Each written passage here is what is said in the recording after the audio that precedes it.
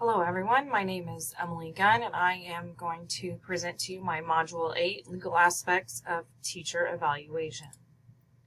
First of all, the first article that we read, a resource that we read, was from National Education Association, or NEA, on teacher evaluation. Basically, it kind of reviewed the Every Student Succeeds Act and its implications for evaluations, and basically ESSA ended the federal government's involvement in anything having to do with teacher evaluation. And what they did was, teacher evaluation and actually school improvement, or what defines successful school. What that did was it passed that down to the state level, where the state was allowed to set their own goals that gauge student performance, school performance, and they were allowed to use things besides just state assessment. Basically, we kind of went away from AYP to some different things where schools were allowed to set their own goals that basically had to align with what the state goals and the state vision was to gauge school improvement or school performance. So along with that came the restructuring of evaluation tools, and that basically allowed states to design and implement their own evaluation tools. So here in Kansas, school districts were given the option of using a tool that was designed by the state. I think it's called KEEP.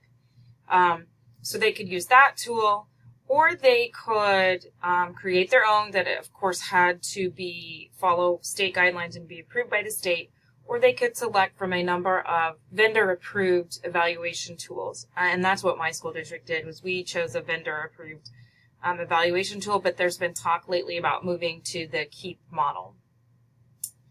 And ESSA, however, did not change the bargaining power of evaluation. If you, within a school district's negotiated agreement for teachers, if they could not bargain over evaluation or the tool used, anything like that, you still can't. Nothing with the bargaining power for evaluations changed. The second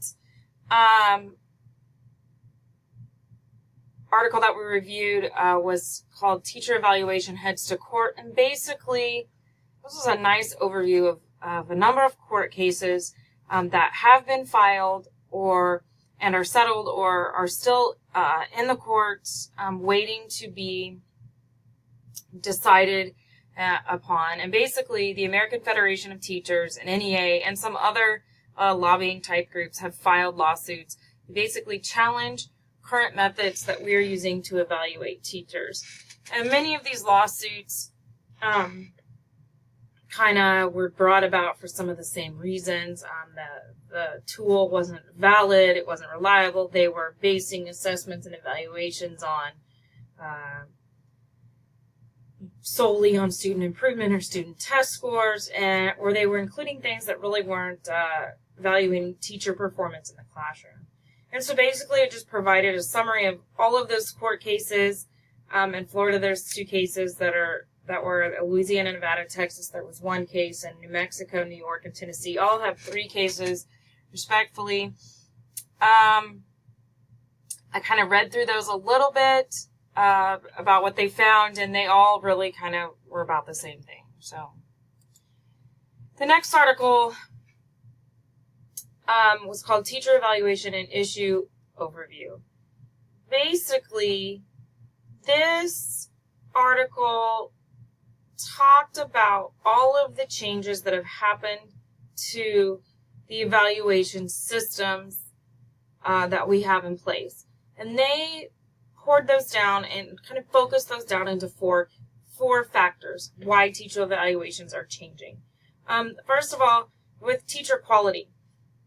Teachers, there's more than one path to the classroom now. It used to be go get your bachelor's degree in education and become certified. Now there's multiple ways to get into classroom. Transition to teaching programs. There's some master's degree programs that basically get you certified. So there's just so many different routes to the classroom now that there was fear that teacher quality was not where it should be or where it used to be. So that has sparked some changes. There's also some philanthropic interest in boosting teacher effectiveness. Things like the Bill and Melinda Gates Foundation, things like that. There's a lot of philanthropic groups out there that really have a vested interest in making schools and teachers more effective, in hopes that, when these students go to the next step or next level in their education, the next part of their journey, that they are productive citizens of society, and high achieving. So these interest groups kind of get involved and kind of throw some money around, per se, some grant money, things like that, in order to help boost teacher effectiveness.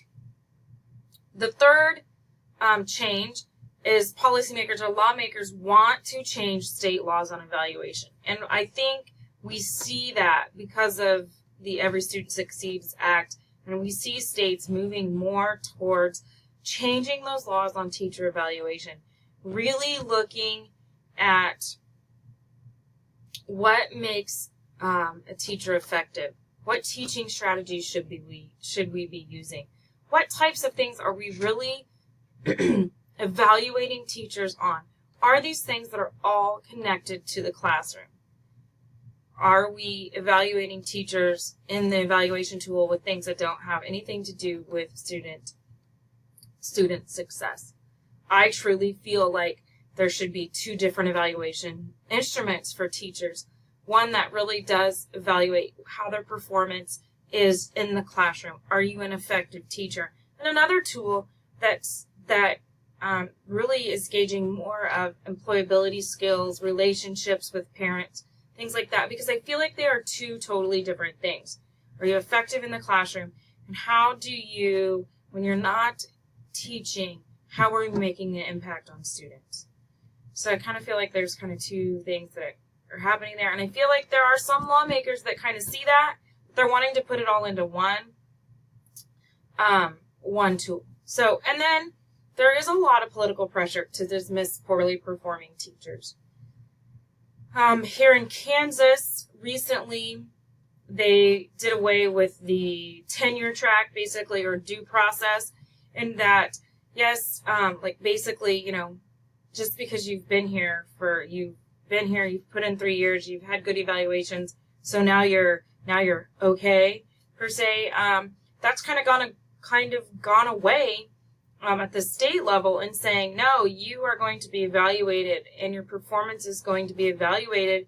And if you are not performing at a level that the district feels is necessary and they've gone through the proper steps of plan of improvement and documenting, that then they could let you go.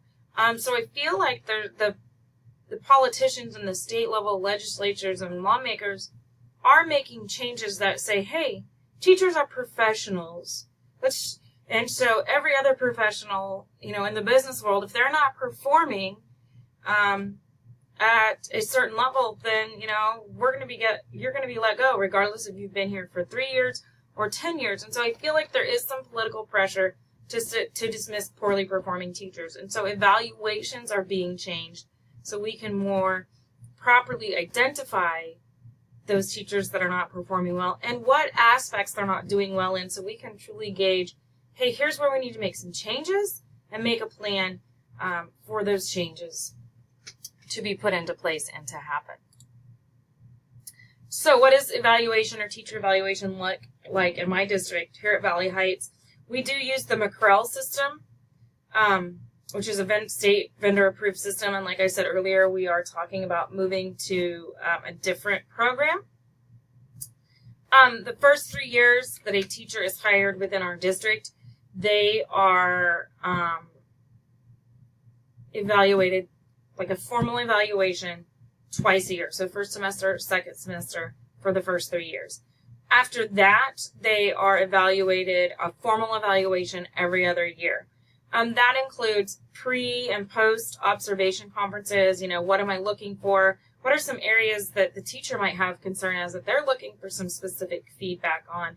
We go over the lesson plan, we go over the teaching strategies, things like that. And then you schedule a time, the evaluator comes in, does their observation, and then you follow up with a post-conference. They talk about a lot of the same things that you talked about at the pre-conference. Yes, I saw that. No, I didn't. This could have been stronger. Things like that. CREL also has a teacher self-evaluation that the teacher fills out, and then the administrator fills out too. So there's kind of a twofold evaluation. And then we also do e-walkthroughs. Everyone that's on the district leadership team does do they are part of the e-walkthrough team.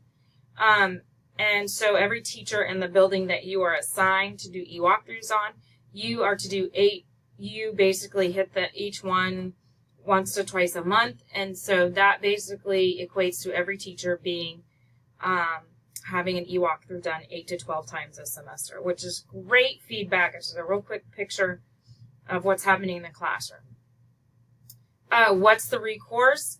Well, teachers, anytime something is in their evaluation that they may not like, they can make a rebuttal statement on the evaluation, and they actually teachers don't have to sign the evaluation. They can choose not to sign it, which basically saying, hey, I don't agree with what is on here, but that's their opinion. You can also write a letter that goes along with it that's saying, here's why I disagree. So what are some legal cases out there that I kind of found? Well, so I found an article in a case that basically started in 2014, but the Court of Appeals just decided on it in 2017. There's a teacher, a veteran math teacher by the name of Stephen Yerkes versus the Broward County Schools in Florida. He was fired in 2014 after a poor evaluation. They didn't document it very well. The Court of Appeals ruled that the administration had a bad evaluation and unfairly fired him.